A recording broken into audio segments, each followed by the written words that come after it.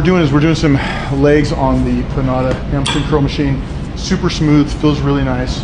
Getting some blood in there. Trying to make sure that Tyler slows down a little bit. You know, I told him I didn't get him the first call out in the middle because he just needed to drop, get that little more hamstring drop. You know, he was off to the side. Hopefully we can get him a first call out, put him in the middle with the added hamstring size.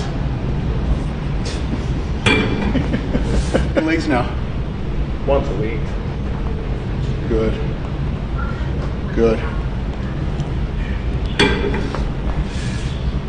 Easy. Easy. Easy. Making that shit look easy. All right. You ready for a little bit of quad? Let's go. Get some pump going.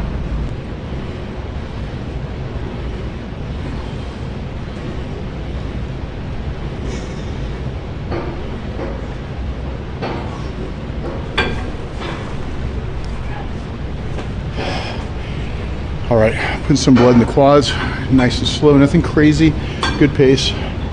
Focusing on just making sure that we can put some blood from the hamstrings to the quads before we go into the more of the compound movements. Okay, just a little slower on the way down. Slower on the way down? Yeah, that's it. There you go, on the way down. There you go. A little slower on the way down. That's it. Good speed on the way up, just slower on the way down. Good.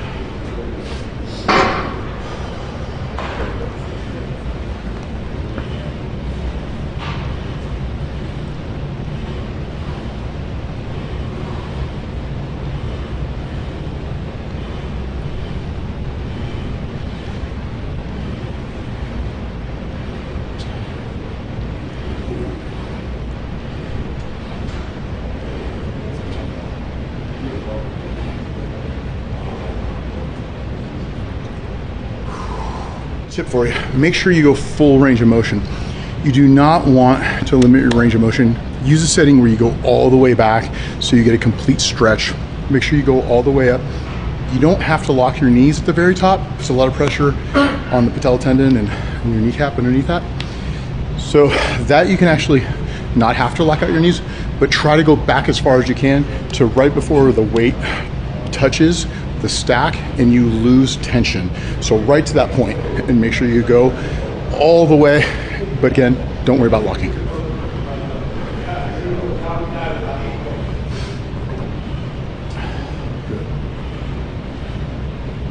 Watch the tempo. That's good. Watch the tempo. Good. All right, guys. My favorite squat machine, the Panada Super Squat. The reason why I like it so much, the biomechanics. Go ahead and throw your shoulders in there. Feet good there? Yep. And then you push it up. Good. It unhinges by itself. Just go into a natural squat position. Back is neutral, feels really good. And then you're gonna be able to get that glute hamstring. Get a lot of quad as well. But it feels very easy on the knees normally. How does it feel? Real smooth. Yeah. Good. Good depth so you can get that glute recruitment as you get closer to parallel. Drive up, glute ham. As well as just pushing more blood into the quad from coming in from leg extension. So you have that pre-exhaust. Good. Good. He's doing a good job not twinging. A lot of people tend to move their ankles around a lot, so it's really not only not proper biomechanics when you start bringing your heels in during the set, but also a likelihood for you to get more injured. So keep your feet planted and drive off with the heel, the full base of your foot, and don't fidget. A lot of people tend to fidget or bring their ankles inward, and it can become dangerous at that point, so be careful.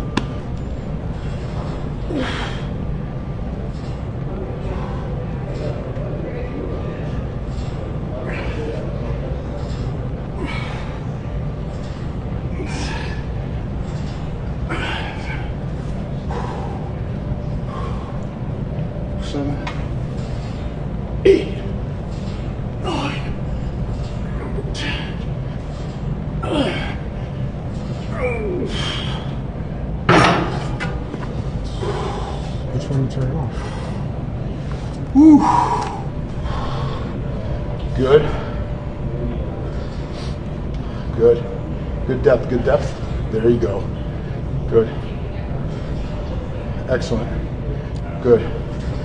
It's keeping that feet super planted and the feet are parallel to one another, which is perfect. And work on that outer quad sweep. Keep going. Good. Make sure you're breathing. Come on, Tyler. Good push. Good depth. Good drive. Excellent. Drive. Good. Again. Good job. How'd that feel? Good. Guys, you guys have heard me say this before. The key to your workout is also not overstimulating, especially when you're doing a big body part like legs. A lot of people think that you got to take even more stems. Actually, it's the reverse. When you do too many stems and you do a big body part, your heart rate goes up and it won't go down to be able to trigger that reactive recovery, meaning your heart rate has to recover and come back down. But if you are on too many stems, your heart's going to be racing because of the stems, and then it's accentuated by a big squat movement, leg press movement, anything that's going to be able to really push those legs to be able to get you through that set. And then if your stems are too high, it's not going to allow your body to recover in time for the next set. So be careful. It's okay to use stems, but you don't want to do it overly, because you want to use moderation to allow your body to recover between the sets. Or if you're really sensitive to caffeine, you may even want to go stem free. So just something to add to your arsenal of information. Don't forget to breathe. Good. Good breathing. Good. Good. Good. Good. Excellent. That's crazy. That's super smooth. Yeah. It's like butter. So, key is to, if you want to work on that outer sweep, get the feet in a little bit. If you're working on inner thighs, bring your toes out, a little more of a sumo stance. But right now, we're working on trying to get that outer sweep going, because when he's at the judge's table, he wants his photos to look good from the side. On his side. Good, good, good. Good. Good. Good. So key here is to keep your heels flat, because a lot of people don't have the ankle mobility. They don't have the ability to really stretch. You want to keep your foot flat, push with the heel so you can really engage, especially at that midpoint position, the glute ham. Good. Keep going. Good.